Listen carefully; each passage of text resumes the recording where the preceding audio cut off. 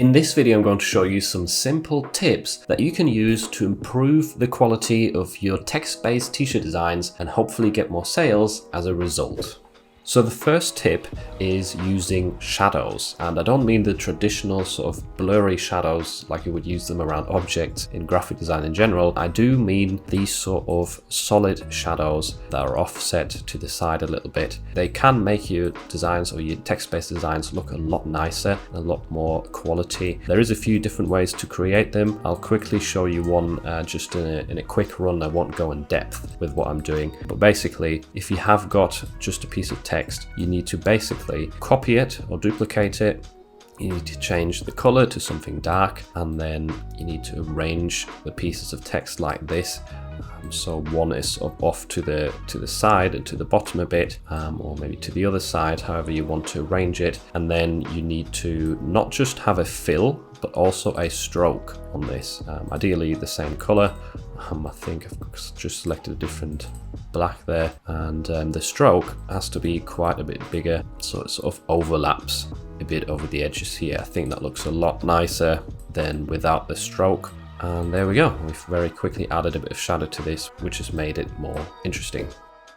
Next up, we've got adding texture, and I don't mean adding texture in the traditional sense like you do with vintage sunsets, for example, where it is, rips or a grunge texture and it is cut out from the design so the t-shirt color shines through. I do mean a bit of a different type of texture here, and this is the example I've got for you. You can do it in different forms, but basically these are dots that just sort of scattered around the letters or the edges of the letters, and I think they create a very nice sort of vibe and extra bit of texture, extra bit of interest on our text design. And you can even take this a little step further and add some extra elements. Right here we've got some flowers and these sort of highlights, and that once again just add something a little bit more to each letter and make it look a lot prettier. If we go back to the starting point, that's what we had to begin with. Very boring. Even with the shadow, although it looks more interesting, there's not much to it. But if we go down here with all of these little extra added dots and shadows, which are really easy to create and just move around, if you've grouped them, it does make your text really stand out and look a lot better. Tip number 3 I've got for you is adding a wave effect or an arch effect to your text, just different sort of distortions of the text which can make it look more interesting. Here we've got a plain bit of California just repeated in normal orientation, but if we go over, this is turned into a wavy sort of text effect, and it does look a bit more interesting. And you might be wondering how to do this in Illustrator. All you have to do is select your text, head to Object, Envelope Distort, and it would usually say Make with Warp here. It says Reset because I've already selected that option. And if we go up here, you have different variations of effects. So we have Wave selected. You could select Flag, and that will generate a different look. You can turn the bend up and down to basically decrease or increase the amount of the effect. You just have to play around with these effects, see what works best for you. They all sometimes work in different scenarios. I've got some more examples here. So this is a t-shirt that I found on Amazon which has the text arch along the top and the bottom around the graphic, which does look really nice rather than just having it straight. I know this is not a text-based design, but I'm just giving you more examples of how to actually use that method. Here this is more text-based design, and I've just basically bulged the top and the bottom out a bit to add some interest rather than just having plain straight text everywhere. And here's another example from Merch by Amazon, which has that wave effect with a groovy font. So definitely a cool way to make your text stand out. It is very easy and not very time consuming.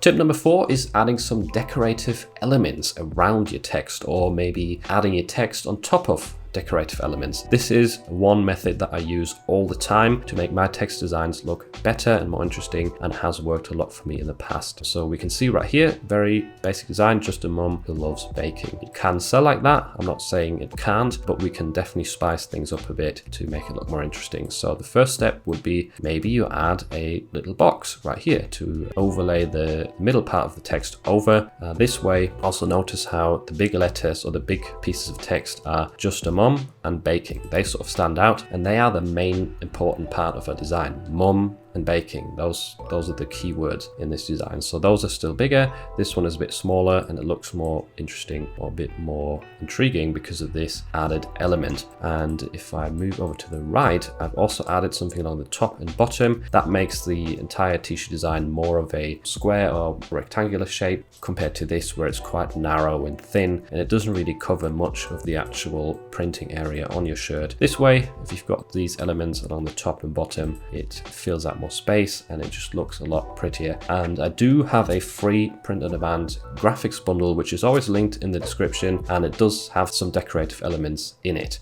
Not these ones specifically, I think these were from Vexels, if I'm correct there, but I did add some things like arrows and hearts and that sort of stuff into that print on demand graphics bundle. You can grab it for free, just check it out in the description.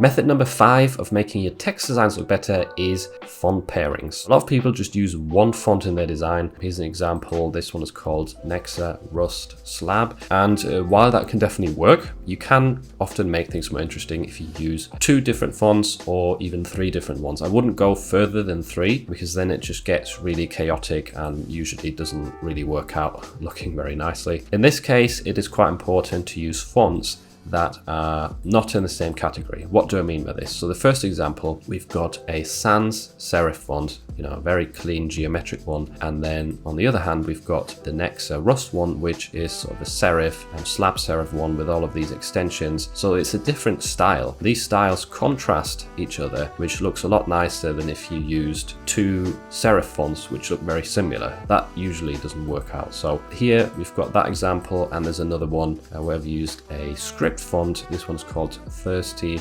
Rough Bold 1. Once again, the same one here at the bottom. I don't know if the script font works very well for the gaming niche, but it's just an example so you can see that 2 fonts with very different styles can sort of complement each other in a very interesting way and just look more exciting than our initial design, which is just one plain font. Once again, I'm also using decorative elements here just to fill out some space rather than blowing up this piece of text really big, which it doesn't need to be. It's just the words to be, which are not very important to our design. Gaming or game is the main word and therefore should be bigger or stand out more than the words to be.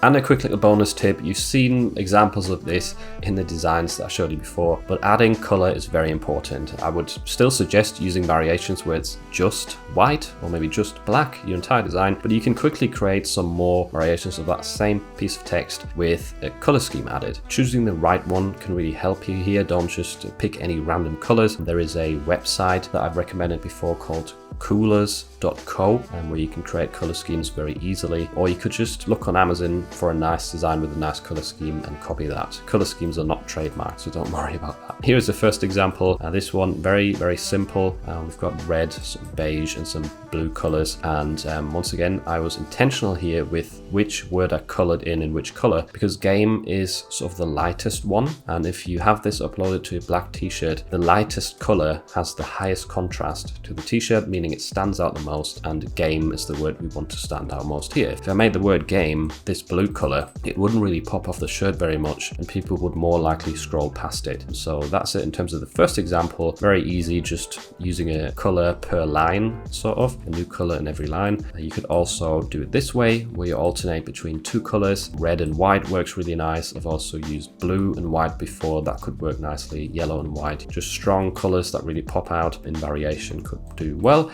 And a bit more time consuming method right here where we've got each individual letter painted in a different color. This is the same color scheme as we used at the beginning, but it does, in my opinion, stand out more. And this is a color style that you don't see too often, which could help you set yourself apart a bit from your competition. Takes a bit longer, but I think it looks extremely nice. I hope you found this video useful, and if you want to learn how to overlay patterns to your designs in bulk, then make sure to check out this video next, because it's going to make your life a lot easier and help your designs stand out.